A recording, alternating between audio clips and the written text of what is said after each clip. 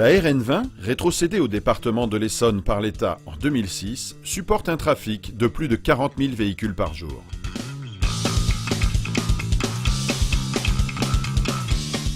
De nombreux poids lourds empruntent cet axe, ce qui accentue les nuisances pour les populations riveraines, notamment au niveau du bruit. Les points noirs bruit ont été identifiés le long de la Nationale 20, ce qui a amené les services du département à définir 3 zones prioritaires qui nécessitaient la pose d'écrans acoustiques. La première opération a été réalisée en 2009 à Étréchy. La deuxième en 2012 sur les communes de Ballainvilliers, Longjumeau et Saulx-lès-Chartreux. Enfin, la troisième a débuté en 2013 et doit soulager les riverains des communes d'Arpajon, d'Aigly et d'Olainville. Cette dernière opération est la plus importante puisqu'elle prévoit la pose de 3 km de panneaux de part et d'autre de la Nationale 20. Le département a réalisé une campagne de mesures acoustiques en 2005 et a déterminé un certain nombre de points noirs bruit sur les 3 communes, donc d'Arpajon, Aigly et Olainville. Donc sur ces 3 communes, on a environ 1000 personnes qui sont concernées. Le groupement d'entreprises Cegex, Razel, Agilis a été retenu pour poser l'ensemble des écrans. Les opérations de balisage ont été confiées à l'entreprise Aximum.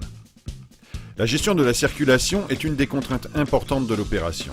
En effet, la plupart des travaux ont nécessité la neutralisation de la voie lente sur la RN20. Ces neutralisations ont eu lieu 2 jours de 9h à 16h pendant les périodes de circulation les plus creuses.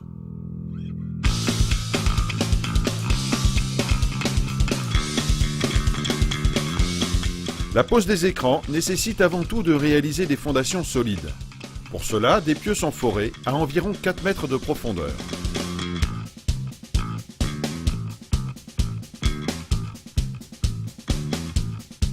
Une cage d'armature en acier est mise en place dans le trou, surmontée par les poteaux qui soutiendront l'écran. Le tout est bétonné pour que l'ensemble poteau-pieux soit solidaire et puisse supporter les contraintes mécaniques liées aux écrans.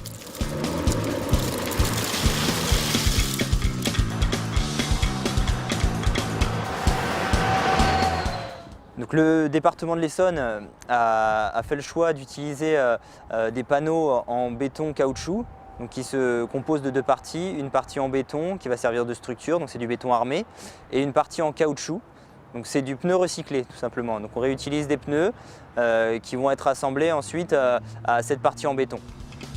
C'est ce revêtement en béton de pneus et la forme spécifique du panneau qui donnent à l'écran ses performances acoustiques et permet à l'aménagement de diviser par 2 le bruit ressenti pour les riverains. Sur le chantier, nous avons rencontré quelques difficultés, notamment sur l'écran 5A. Donc, la piste prévue initialement était trop étroite, donc nous avons dû tout d'abord adapter nos engins et prendre un engin plus petit. Et de ce fait, nous avons dû partager les panneaux prévus et les séparer en 2 blocs plutôt qu'un seul.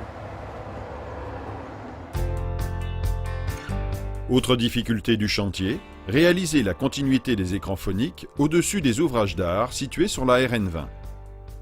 Au nombre de 4, ils permettent à la nationale d'enjamber 3 rivières, la Remarde, la Bouelle et l'Orge, et la route départementale 152. Ces ouvrages ne pouvant pas supporter le poids des panneaux acoustiques, il a fallu mettre en place des poutres fondées sur des micro-pieux parallèlement aux ouvrages.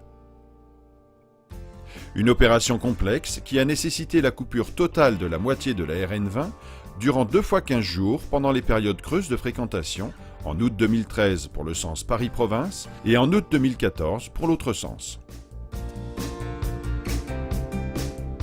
Au total, 8 poutres auront été mises en place. Arrivées en 3 parties, elles sont assemblées sur place avant d'être posées en parallèle des ouvrages de franchissement. Donc aujourd'hui on pose les 4 poutres de franchissement sur la N20 avec une fermeture de 2 voies complètes. On a 2 grues de 100 tonnes de chaque côté pour des raisons de poids et de longueur des ouvrages à lever. Donc on est obligé d'avoir une grue de chaque côté et pour poser chaque élément. Les poutres elles font de 20 à 36 mètres de long. C'est des modules qui font 80 cm par 80 pour les plus petits et 1m10 par 1m10 par les plus gros. Et la plus petite en poids elle fait à peu près 10 tonnes, la plus grosse fait 28 tonnes.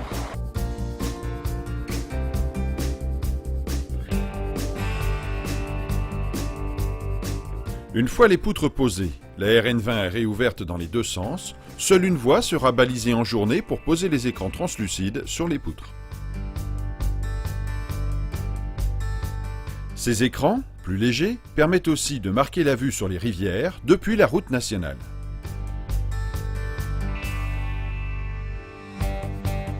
Une fois l'ensemble des écrans posés, ceux-ci sont peints, puis l'entreprise Agrigex intervient pour finaliser l'opération avec la pose de grillage de protection anti-graffiti et à l'automne, la plantation d'arbustes grimpants.